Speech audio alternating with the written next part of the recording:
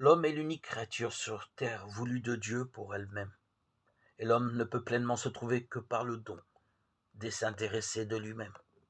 Cela pourrait sembler contradictoire, mais ça ne l'est nullement.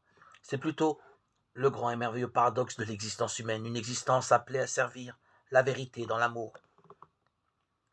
L'amour amène l'homme à se réaliser par le don désintéressé de lui-même.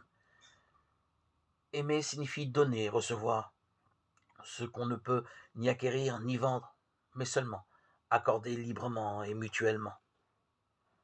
Le don de la personne requiert par nature d'être durable et irrévocable. L'indissolubilité du mariage découle en premier lieu de l'essence de ce don de la personne à la personne. Dans ce don réciproque est manifesté le caractère sponsal de l'amour.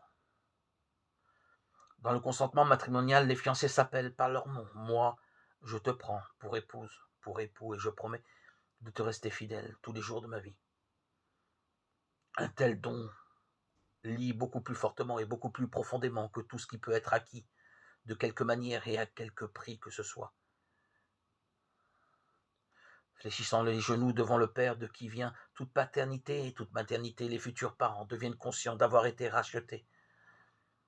En effet, ils ont été acquis à un grand prix, au prix du don le plus désintéressé qui soit, le sang du Christ, auquel ils participent par leur mariage. Le couronnement de est la volonté de Dieu, l'expression de la volonté de Dieu.